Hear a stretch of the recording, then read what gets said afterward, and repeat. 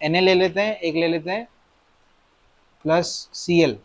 तो इसका लिया है 23, इसका लिया है 35.5 ग्राम। ओके,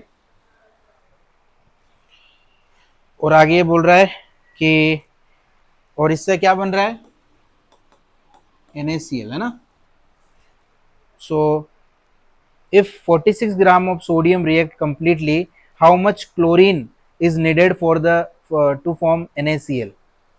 तो ये बोल रहा है कि अगर 46 ग्राम ऑफ आपने सोडियम लिया तो कितना क्लोरीन रिक्वायर्ड होगा, वो आपको x फाइंड करना है। कर सकते हो, बताया था मैंने, क्रॉस मल्टीप्लाई कर लेना। तो क्या करेंगे, 23x is equals to 35.5 multiply with 46। Okay, x is equals to क्या हो जाएगा, 35.5 इंटू 46 डिवाइडेड बाय 23। ये इससे कट हो जाएगा, 2 आ जाएगा, ये आ जाएगा 71 ग्राम ऑफ क्लोरीन ना, क्लोरीन ही निकालना है ना।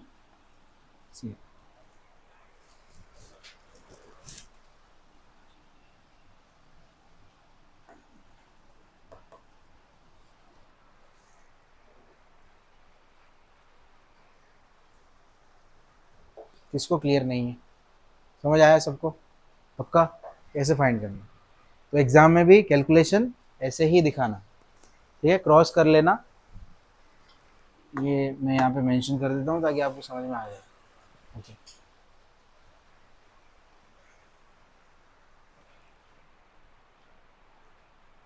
अगर यहाँ वैल्यू में चेंज कर दूँ, थोड़ी और बढ़ा दूँ तो भी कर सकते हो, उससे क्या फर्क पड़ेगा, बस क्रॉस ही करना है, ठीक है। ओके, नेक्स्ट पार्ट है डाल्टन्स एटॉमिक थ्योरी। अगर आपको डेफिनाइट प्रोपोर्शन क्लियर हो गया है तो मैं आगे बढ़ूँ, पक्का सबको। ओके, नेक्स्ट है डाल्टन्स एटॉमिक थ्योरी। तो एक डाल्टन साइंटिस्ट था, तो उसने एटम के बारे में कुछ थ्योरी दी थी, शायद ये डिस्कस किया है हमने पहले, किया है क्या, नहीं ना। ओके, तो इसके कुछ पोस्टुलेट्स है, वो मैं आपको एक एक करके समझाता हूँ। पॉसिबल होगा तो डायग्राम तो अभी मैं इसमें ले नहीं सकता, बट मैं ट्राई करूंगा अच्छे से समझाने की। इसमें क्या है, फर्स्ट पॉइंट, डायरेक्टली पोस्टुलेट्स पे आ जाते हैं। तो इसने एटम के बारे में क्या अजम्पशन थ्योरी दी, वो एक बार देखो। All matter is made up of very tiny particles called atom which participate in the chemical reaction. जो मैटर होता है वो टाइनी पार्टिकल से बनता है, ठीक है, उसको क्या बोलते हैं, एटम। समझ में आया, जो मैटर है वो किससे बना होता है, एटम से बना होता है। और एटम बहुत छोटे छोटे पार्टिकल्स होते हैं जिनको हम टाइनी पार्टिकल्स बोलते हैं। आया समझ में। तो क्या लिखोगे, all matter is made up of tiny particle is called atom and it participate in the chemical reaction. ये जितने भी एटम होते हैं वो एक केमिकल रिएक्शन को करने के लिए हेल्प करते हैं। अभी अगर यहाँ पर केमिकल रिएक्शन हो रहा है, यहाँ पर NaCl बन रहा है, तो NaCl बनाने के लिए हमें एटम की जरूरत पड़ रही है कि नहीं। सोडियम एटम है, क्लोरीन एटम है, तो क्लोरीन और सोडियम एटम मिलके NaCl बन रहा है यहाँ पर। तो एक केमिकल रिएक्शन करने के लिए ये जो एटम है वो पार्टिसिपेट करते हैं। समझ में आया। Okay, second, atom are individual particle which can not be created और not be destroyed in the chemical reaction. मैंने ऑलरेडी बता दिया आपको, वो law of conservation of energy या मास क्या था, atom neither be created nor be destroyed in the chemical reaction. Third point, okay, atom of a given elements are identical in masses and chemical properties. Every atom is having the identical मास। हाँ, होगा कि नहीं। तो हर atom का एक मास होगा अलग अलग। जैसे हमेशा जब भी सोडियम लिखेंगे तो मास कितना लिखेंगे, 23। जब भी क्लोरीन लिखेंगे तो मास कितना लिखेंगे, 35.5। तो हर एक एटम का एक आइडेंटिकल मास होगा और उसका एक पर्टिकुलर प्रॉपर्टी होगा। होगा कि नहीं। अब क्लोरीन का प्रॉपर्टी कुछ और होता है। अभी स्विमिंग पूल में क्लोरीन की जगह सोडियम तो नहीं डाल सकते ना, डाल सकते हैं क्या, तो उसका कुछ केमिकल प्रॉपर्टी होगा तभी उसको डालते हैं हम उसमें। आया समझ में। Okay, next, atom of different element have different masses and chemical properties. अगर कोई एटम डिफरेंट एलिमेंट है तो उसका मास भी डिफरेंट होगा। एलिमेंट अगर डिफरेंट है तो मास भी डिफरेंट होगा, और उसकी जो केमिकल, वो वापस वही आ गया, उसकी केमिकल प्रॉपर्टी भी डिफरेंट रहेगी। आया समझ में? नेक्स्ट पॉइंट है atoms combined in the ratio of simplest whole number to form compound. कोई भी एटम कंबाइन होता है तो एक सिंपलेस्ट होल नंबर रेशियो में कंबाइन होता है कि नहीं है? देखो हर एक कंपाउंड बनाने के लिए एक सिंपलेस्ट रेशियो रहता है 1:8:9, 1:16:17। These are the simplest ratio. आया समझ में? क्या पॉइंट लिखा है? The atom is combined in a ratio of simplest whole number to form a compound. समझ आया? तो एक कंपाउंड बनाने के लिए उसको एक सिंपलेस्ट रेशियो क्रिएट करना पड़ता है। ठीक है, next the relative number and kind of atoms are constant in given compound. हाँ, the relative number and the kind of atom are constant in the given compound. हर एक कंपाउंड के लिए जो रिलेटिव नंबर्स होते हैं एलिमेंट्स के वो अलग अलग होंगे, होंगे कि नहीं? वही लिखा है ना इसमें। हाँ, जैसे मान लो वाटर बना रहे हैं तो रेशियो क्या रहेगा एलिमेंट्स का? रिलेटिव नंबर्स जो होंगे इसमें लिखा है ना, the relative numbers and kind of atoms are constant in a given compound. एक पर्टिकुलर गिवन कंपाउंड है तो हमेशा उनका जो एलिमेंट का रेशियो रहेगा वो सेम रहने वाला है। एलिमेंट का रेशियो इसमें देखो H2O मॉलिक्यूल के लिए हमेशा रेशियो क्या रहेगा? सेम रहेगा। इसका रेशियो हमेशा क्या रहेगा? सेम रहेगा। जब भी आप H2O2 बनाओगे, जैसे मान लो आपने यहाँ 5 लगा दिया फॉर एग्जाम्पल, यहाँ पे 5 लगा दिया तो इधर भी तो फिर लगेगा ना 5 5, तो रेशियो तो सेम रहने वाला है। ठीक है, तो उसमें क्या लिखा है? The relative number and the kind of atoms are constant. Atoms जो होंगे वो कांस्टेंट रहेंगे इन अ गिवन कंपाउंड। एक पर्टिकुलर गिवन कंपाउंड में जो एटम्स रहेंगे वो कांस्टेंट रहेंगे। अगर आप इनको अगर इनके नंबर्स भी काउंट करो तो आए समझ में? वाटर के लिए कांस्टेंट नंबर्स होंगे एलिमेंट्स के, इसके भी, इसके लिए H2O2 के लिए कांस्टेंट नंबर्स होंगे। जब भी आप H2O2 बनाओगे तब, मैं बात कर रहा हूँ सिर्फ H2O2 की, मैं बात कर रहा हूँ सिर्फ वाटर मॉलिक्यूल्स की। आया समझ में? तो वाटर मॉलिक्यूल भले ही 10 मॉलिक्यूल बना लो वाटर मॉलिक्यूल, तो आपको यहाँ भी उसको फिर मैनेज करना पड़ेगा। अगर यहाँ 10 लगा रहे हो तो फिर ये भी 10 से कम मल्टीप्लाई हो जाएगा पूरा इक्वेशन। समझ में आ रहा है? ओके, तो ये डाल्टन्स एटॉमिक थ्योरी थी जिसमें उसने ये सारे पॉइंट्स कवर किए। एग्जाम में 3 से 4 पॉइंट लिखने के लिए आते हैं, तो उसमें से आप लर्न कर लेना और एटलीस्ट 3 पॉइंट तो आपको आने चाहिए। है समझ में? और इजी इजी है, आप लर्न तो कर सकते हो। ठीक है, आपको समझ में आए सारे पॉइंट्स? क्लियर हो गए? ओके, और इसमें एक एग्जांपल लिया है hydrogen and oxygen. Dalton's atomic theory में ही नीचे एग्जांपल दिया है। For example hydrogen and oxygen atom combine to form water, but atoms themself the atom themselves are not destroyed or changed into something else. Similarly, when magnesium burns in air, a white powder of magnesium oxide forms. This shows that the atoms of magnesium have combined with the oxygen to form magnesium oxide. ये वही बोल रहा है कि वही वापस वही बताया कि जो एटम है ना तो डिस्ट्रॉय होगा ना क्रिएट होगा, वही कंडीशन यहाँ पे दी गई है। अगर हाइड्रोजन ऑक्सीजन के साथ रिएक्ट करता है तो वो वाटर बना लेगा पर कुछ लॉसेस नहीं करेगा। ठीक है, हाँ, अगर मान लो हाइड्रोजन और ऑक्सीजन को कंबाइन कर रहे हो और वाटर बनाने के टाइम अगर वो स्टीम के फॉर्म में बाहर निकल गया उस कंटेनर से, तो फिर उसका मास कम दिखेगा, उसमें वाटर बनेगा लेकिन जो कंजर्वेशन ऑफ मास का जो कॉन्सेप्ट है वो वर्क नहीं होगा। मैंने बताया था ना कि अगर ओपन कंटेनर है तो कंजर्वेशन ऑफ मास उसमें नहीं लगता है। कंजर्वेशन ऑफ मास किस में लगेगा? सिर्फ क्लोज कंटेनर में लगेगा। समझ में आया? ओके, अब हम बात करते हैं हाउ एटम कंबाइन। एटम कैसे कंबाइन होते हैं और उनको कंबाइन करने की जरूरत क्यों पड़ती है?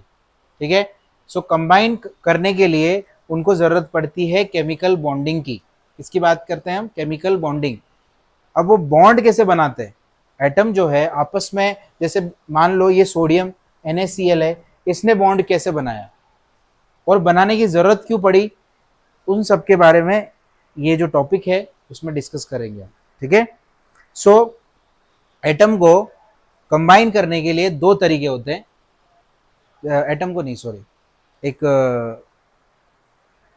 ये कंपाउंड को बनाने के लिए दो तरीके होते हैं। एक, या तो आप शेयर कर लो या ट्रांसफर कर सकते हो एक तरफ से। जैसे एक एग्जांपल लेता हूँ, जैसे एक दो कंडीशंस होती है, अगर आप बाहर कुछ खाने के लिए जा रहे हो ग्रुप में, या तो आप शेयर करोगे, जो पैसे है वो शेयर करोगे, या फिर क्या करोगे, एक ही जन पैसा देगा और बाकी जन खाएंगे, ऐसा कुछ दो कंडीशन। नहीं, एक में होगा कि आप सब इक्वल इक्वल पैसे दोगे, एक होगा कि एक ही जन पैसा दे रहा है और सब खा रहे हैं। ठीक है, तो कंप्लीट ट्रांसफर का मतलब होता है एक जन पैसा दे रहा है और सब खा रहे हैं। उसमें क्या हो रहा है, एक की तरफ चार्ज ज्यादा बढ़ रहा है ना, एक को ज्यादा लोड आ रहा है। लेकिन शेयरिंग में क्या होता है, शेयरिंग में इक्वल इक्वल लोड क्रिएट होता है। आया समझ में? तो जब भी कंप्लीट ट्रांसफर होगा इलेक्ट्रॉन का, उस टाइम पे आयोनिक बॉन्ड बनेगी, और जब शेयरिंग होगी उस टाइम पे कोवेलेंट बॉन्ड बनेगी। आया समझ में? तो यहां पर कुछ कुछ कंपाउंड ऐसे हैं जो शेयरिंग से बनते हैं, कुछ कुछ कंपाउंड ऐसे हैं जो किससे बनते हैं, ट्रांसफर से बनते हैं, कंप्लीट ट्रांसफर। तो हम अभी अलग अलग कैटेगराइज करेंगे, अलग अलग कैटेगरी में। ठीक है, तो हम दो कैटेगरी बना देते हैं इसमें। ये पीरियोडिक टेबल है आपके सामने। ओके, तो इसमें हम दो कैटेगरी बनाएंगे इन एलिमेंट्स की। कैसे, बताता हूं। देखो, सबसे पहले हमारे पास, अरे ये तो चल ही नहीं रहा है। ठीक है, इधर देखो, अभी ये जो एलिमेंट्स है, कौन से, जिनके चार्जेस +1 और +2 से स्टार्ट हो रहे हैं, कौन से वाले, +1, +2 और +3। चलो +3 भी ले लो। ठीक है, +1, +2 और +3, ध्यान से सुनना। वो वाले एलिमेंट आयोनिक बॉन्ड बनाएंगे, क्योंकि ये शेयर करेंगे डायरेक्ट। इनके पास उतनी कैपेबिलिटी नहीं है कि ये 5 या 6 इलेक्ट्रॉन खींच ले, या ऐसा कुछ, या तो डोनेट करेंगे। इनके पास एक ही ऑप्शन है ना, ये क्या करेंगे, अपने आप को बैलेंस करने के लिए क्या करेंगे, ये इलेक्ट्रॉन को पूरी तरीके से डोनेट कर देंगे। डोनेट करेंगे ना ये वाले, क्योंकि इनकी वैलेंसी क्या होती है, 281 या 21 ऐसा समथिंग ही होती है ना। तो ये कंप्लीट डोनेशन करेंगे, कंप्लीट डोनेशन। आया समझ में? या कंप्लीटली किसी से इलेक्ट्रॉन को लेंगे। तो अब कंप्लीट डोनेशन कौन करते हैं, जो मोस्ट इलेक्ट्रोपॉजिटिव है। कंप्लीट डोनेशन कौन करते हैं, जो मोस्ट इलेक्ट्रोपॉजिटिव है, मतलब जिनके ऊपर चार्जेस प्लस प्लस चार्जेस वाले। आया समझ में? या जिनके आउटर मोस्ट शेल में एक या दो इलेक्ट्रॉन है, वो कंप्लीटली डोनेट कर देते हैं। जिनके जो सबसे ज्यादा इलेक्ट्रोनेगेटिव है, वो कंप्लीटली एक्सेप्ट करते हैं। समझ में आ रहा है मैं क्या बोल रहा हूँ? एक होते हैं जो इलेक्ट्रॉन डोनेट करते हैं, एक है जो इलेक्ट्रॉन एक्सेप्ट करते हैं। उसमें कौन कौन आते हैं, उसमें मोस्टली ये वाले आते हैं, सिर्फ हेलोजन वाले कंपाउंड, हेलाइट्स जिसको बोला जाता है, फ्लोरीन, क्लोरीन, ब्रोमीन, आयोडीन। ठीक है, हाँ। अब उसके अलावा अगर सपोज ये है ऑक्सीजन, ये भी हो सकता है। लेकिन अगर बीच वालों की बात करें, नाइट्रोजन, फॉस्फोरस, कार्बन, सिलिकॉन, तो ये जितने भी है, ये वाले, ये मैं बात कर रहा हूँ स्पेशली इन दोनों की, तो ये शेयर करेंगे। कौन से वाले, ऑक्सीजन, सिलिकॉन। ठीक है, अब इनके साथ अगर कार्बन के साथ ये भी कंबाइन हो रहा है, तो भी शेयरिंग में जाएगा। समझ पा रहे हो आप? जैसे कार्बन CCl4 है मान लो, या CH4 है। ठीक है, SiO2 है, ये ऑक्सीजन के साथ कंबाइन हुआ, तो ये वाले जितने भी कंपाउंड है वो कोवेलेंट बॉन्डिंग बनाते हैं, मतलब शेयरिंग करते हैं। आया समझ में? ये डोनेशन करते हैं, वो एक्सेप्ट करते हैं, ये शेयर करते हैं, बीच वाले। अब याद रखना, जो जो एलिमेंट्स मैंने बताया, बीच वाले जो है, जैसे कार्बन सीरीज और नाइट्रोजन सीरीज शेयरिंग करेगी। ठीक है, चलो आ जाते हैं वापस। ओके, तो अभी हमने जैसे कि देखा, इसमें तो वही लिखा हुआ है, a molecule can be defined electrically neutral entity consisting of more than one atom that capable of independent existence. Helium.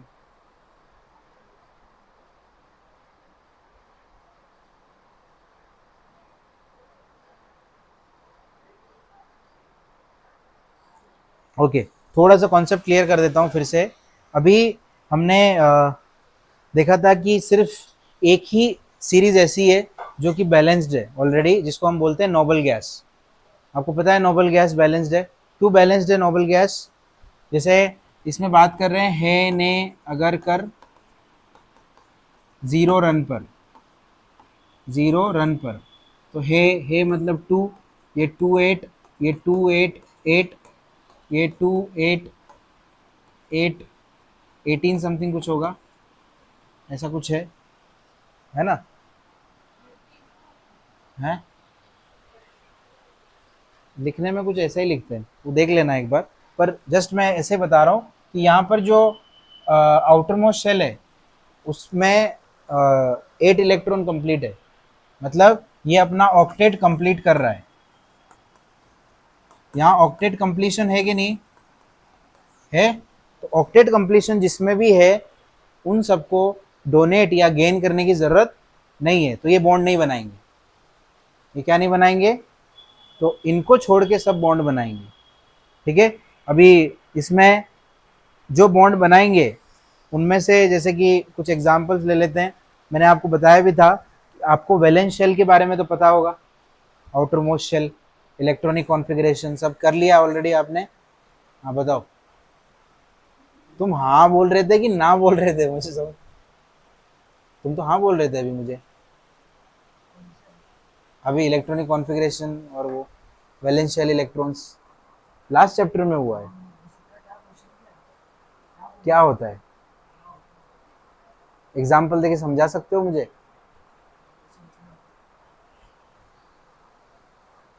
तुम सोचो तब तक, तुम बोलो लेखा। इलेक्ट्रॉनिक कॉन्फ़िगरेशन और वैलेंस शेल इलेक्ट्रॉन्स का कोई एग्जाम्पल देके मुझे समझाओ कि क्या होता है। कोई भी एग्जाम्पल ले लो, किसी भी एलिमेंट का एग्जाम्पल लेके समझाओ मुझे।